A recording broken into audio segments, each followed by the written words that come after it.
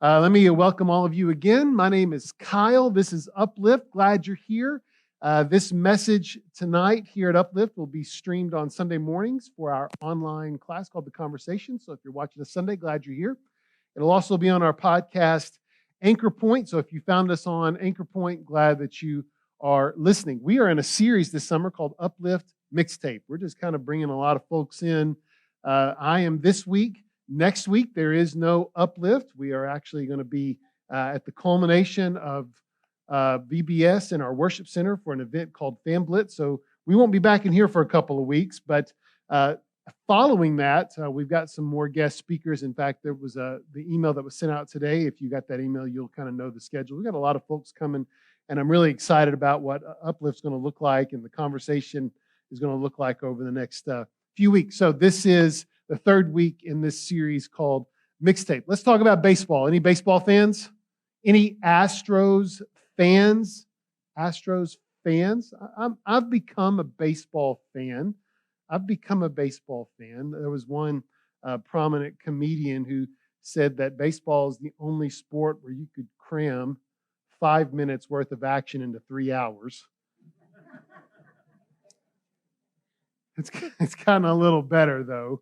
If you're a sports fan, and especially if you're a baseball fan, you've witnessed one of the most aggressive changes to this sport in more than a century. I don't know if you've paid attention, but Major League Baseball has made a series of rule changes this year with one goal in mind, and the goal is pretty central: to introduce urgency into the game of baseball, which almost seems to the purists sacrilegious. To introduce urgency into the game. Let me kind of run down some of these new rules. There are now limits on pickoff throws. There are limits on the amount of time taken between pitches and between at-bats. Major League Baseball has introduced a pitch clock with just 15 seconds given for each pitcher to begin their delivery. Batters have to be ready to hit after 8 seconds, and infield shifts are now banned. All of these things are brand new. They did them all in 1 year. Major League Baseball felt they needed to make a change, and here's why. Attendance hit an all-time high, a peak in 2007, but since 2007, it's steadily dropped. And one of the culprits to that was the ever-lengthening game times. They got so long. Major League Baseball Commissioner Rob Manfred would daily review reports of the lengths of games the night before.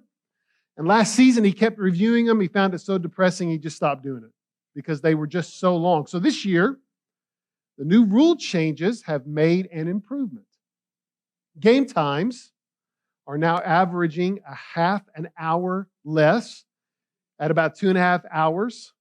That's about the average runtime of a game this season. Batting averages are up about 12 points, which is kind of nice. Ratings have increased. More people are watching baseball now than last year. And in fact, the limits that have been put in place have been met by fans actually with great enthusiasm. I was one of the skeptics because after adopting a love of baseball, I like the game and I like the pace, but I'm in the minority. People like it. Even baseball managers like it. Dodgers manager Dave Roberts, he was interviewed by columnist Rick Riley, and he said this: if we'd have had the pitch clock my entire career, I might have learned how to play the violin by now. So there you are. Major League Baseball has shown us that the effects of urgency are immediate. They're immediate. So it's with this same sense of urgency that we actually come to the Gospel of Mark, to the final chapter. And when we get there, it's a little bit like a movie that has to wrap up the plot in the final few minutes. If you've ever read the Gospel of Mark, it's kind of how it feels, because Mark has spent much of his Gospel writing these small, short stories, these anecdotes. He's kind of strung them together, and it's made the pace of reading this Gospel move pretty quickly. You can read it in just a few minutes, maybe an hour. So once we get to the end of the Gospel, to the final chapter, our expectations have not changed at all. We really don't expect a long narrative, but what we do get there, even though it's just a few verses, it's pretty spectacular. So let's talk about it for a little bit. The final chapter opens. This is where we find ourselves. If you have your Bibles, I would invite you to turn that to the end of the Gospel of Mark. Final chapter opens. Jesus has been dead here for 3 days. And we learn that Jesus was killed as an enemy of the state on a crucifix at the easternmost point of the Roman Empire. In fact, there was no crevice too small, no geographic region too remote where imperial Rome would not make its influence felt. Rome would not even allow the remote city of Jerusalem, a city filled with religious zealots, to go unnoticed or even unpunished if it had even a hint of a stray religious leader that would threaten Rome's influence. Jesus, this part of the story, he was that threat. And he had to go. So Jerusalem offered Jesus to Rome as a sacrificial lamb. This Jesus, by the way, who was not from Jerusalem, he was from Galilee. He was a craftsman by trade.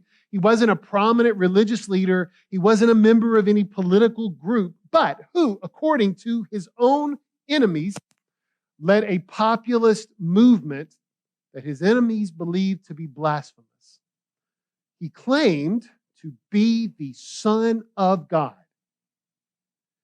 And maybe even more threatening than that, people called Jesus by another title. They called him the Son of David. Son of David. And that was a title.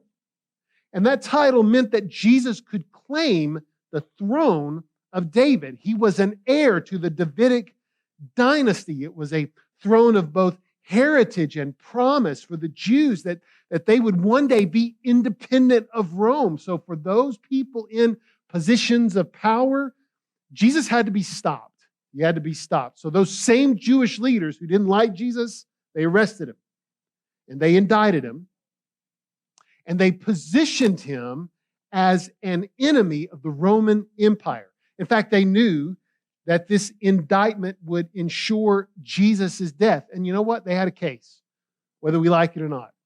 Because if Jesus believed himself to be the future king of Israel, then Rome's rule in Jerusalem is going to be threatened, theoretically at least.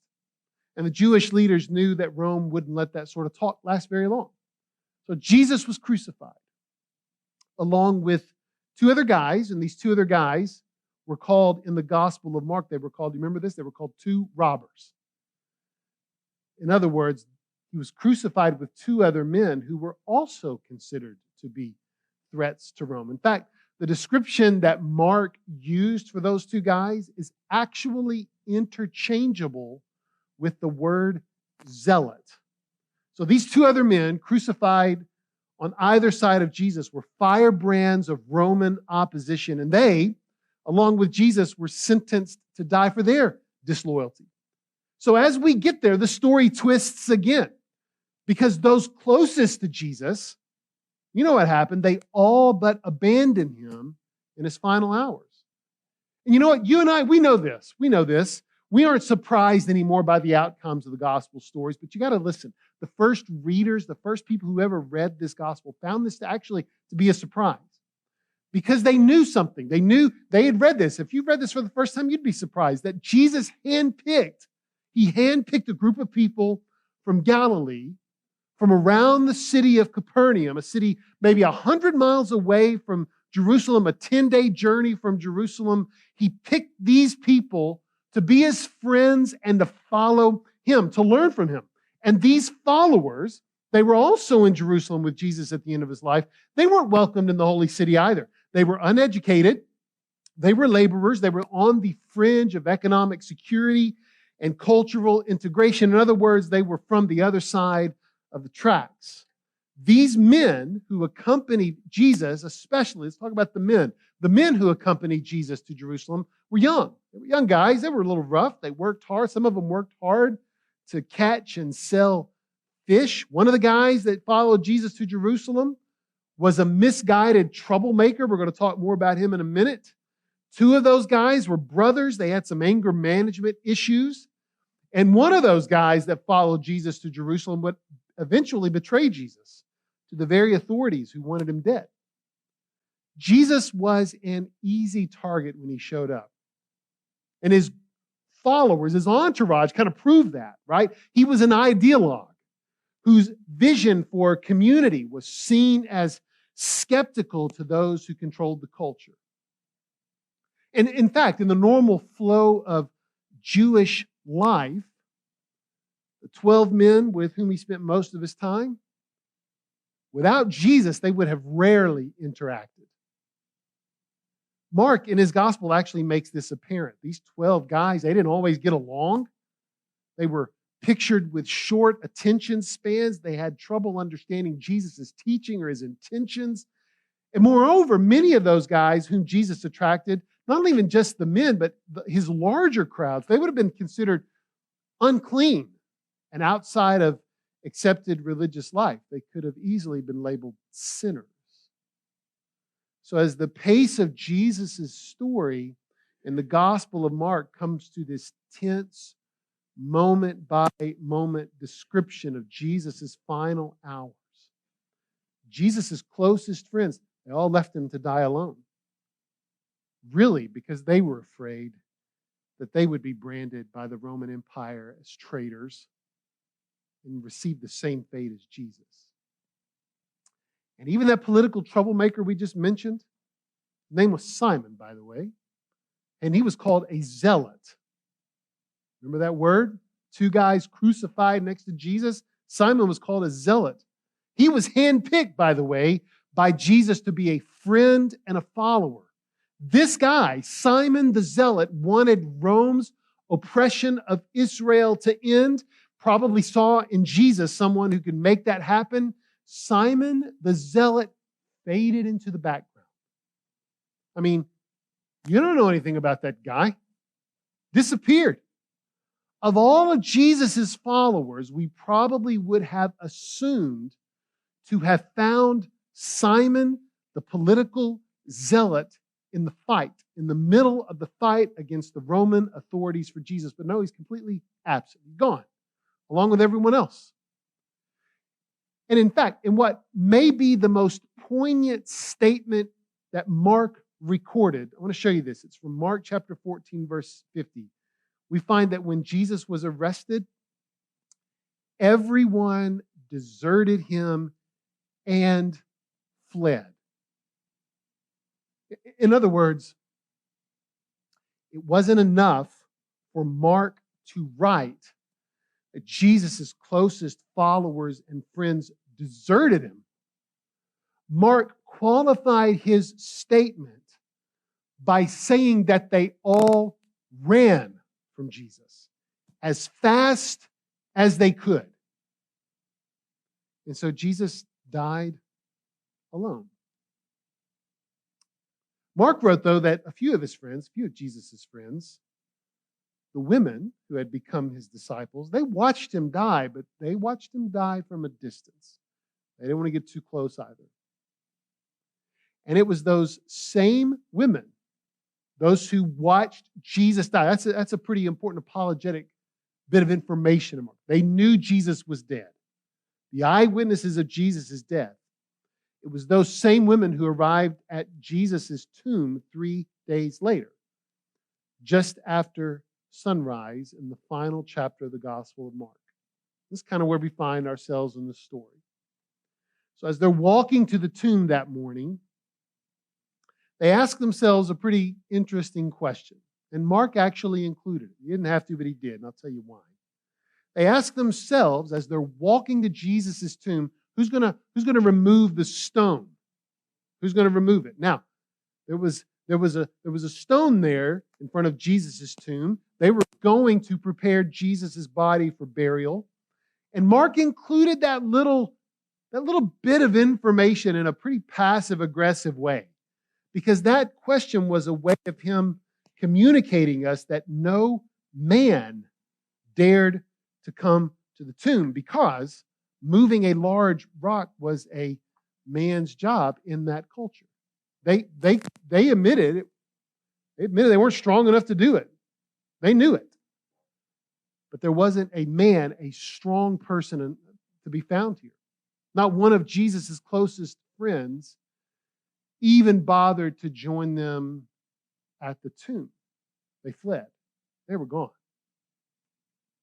So the women arrived to the tomb, and to their surprise, what do they find? The stone has been rolled away. It's gone. Not only that, Jesus' body was gone. Now, they anticipated a dead Jesus here. They had every reason to. They saw him die. They knew he was dead. They brought spices to prepare a dead body. So they had no anticipation of resurrection when they showed up at the tomb. So their first thought here, when they walk into this tomb, was that Jesus' body had to have been removed. There's no body. No body. Instead, though, inside that tomb, they saw a young man dressed in a white robe, and he was sitting on the right side of the tomb where Jesus had been buried. And he spoke to them. He said something. And by the way, what he says here can't be underestimated. We can't ignore it. Let me show you. Mark chapter 16, verse 6. He said to the women, "Do not be alarmed. You seek Jesus of Nazareth, who was crucified. He has been raised. He is not here. See the place where they laid him." Now, can you imagine? Those are paralyzing words from this complete and total stranger sitting in Jesus' empty tomb, especially for Jesus' only followers who witnessed him die. I mean, they held in their hands the jars of spice and perfume for a dead body that's now evidently not necessary. But the next words this young man spoke were even more remarkable, if that's even possible. Look, Mark 16, verse 7. "But go and tell his disciples and Peter that he is going before you to Galilee. There you will see," can you imagine? "There you will see him, just as he told you." Jesus is alive, and he has come back to life with a sense of urgency. He had one thing on his mind: to go straight to Galilee and wait on his friends. To wait for those who, as Mark said, had deserted him and fled. That's who he's going to wait for. His first order of business here to me is so interesting. It's so interesting. He'd just been brought back to life. He's a fully alive human with a beating heart who holds the fullness of God, has all the power in existence. He could have blinked. He could have created an alternate timeline, like something out of the Avengers or Spider-Man, right? He could have blinked and incinerated those who deserted him, and done so not because he was angry at them, but out of pure, holy vengeance. He could have done all those things, yet he waited for them. That's what he decided to do, because his first priority was not destruction, it was construction. That's what he was going to do. He would first rebuild this community that had broken. Like a baseball game that had grown tired and stale, he would reimagine what could be, what should be among this community of deserters, of the afraid, of the aimless, of people in isolation. He would gather them back together. And y'all, he would do this first. It was his most urgent and pressing need after taking his first breath. But this messenger also specifically mentioned one of Jesus' friends and deserters, the one who famously and publicly betrayed Jesus. The messenger specifically mentioned who? Peter, right. This messenger at the tomb told the women to specifically tell Peter that Jesus was waiting on him in Galilee. What an amazing What an amazing word of grace here.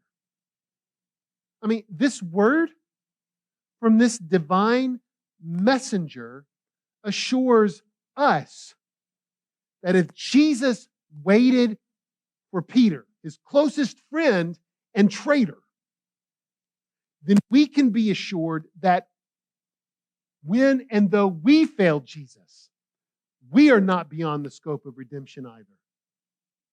Because a resurrected Jesus is the one who puts all the pieces back together with a sense of urgency.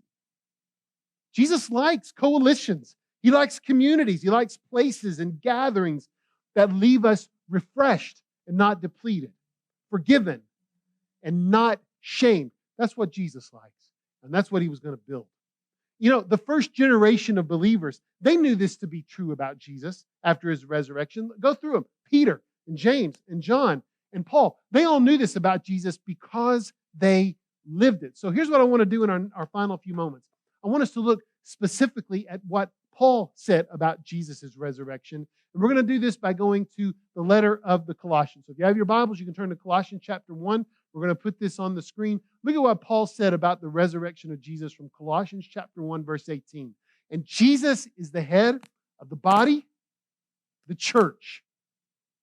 He is the beginning, the firstborn from the dead, that in everything he might be preeminent. Now, in this one little statement, Paul says two things here about Jesus, and they're pretty self-explanatory. The first thing, Jesus is the head of the church, of every gathering of believers across history and across the globe. We follow Jesus. That's who we follow. His community rebuild, post-resurrection, has spanned hundreds of years and billions of people. Because of his resurrection, redemption is possible. Your worst mistake does not define you. Your biggest regret, it does not define you. Those things did not define Peter. They didn't define Paul. They don't define you. And billions of people like you, like us, have found hope in the purity of that message. He's the head of the church. But the second thing Paul says about Jesus is this, that he is the beginning. What an amazing statement. He's the beginning. Something's brand new here. He's the beginning, the firstborn from among the dead. By the way, this is new information that's not found in the Gospel of Mark. He didn't say this in the Gospel of Mark. He didn't say this. We find this out in Colossians.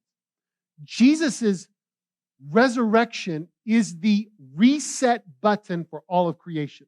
You know what that means? It means life can't be the same anymore. It can't be the same.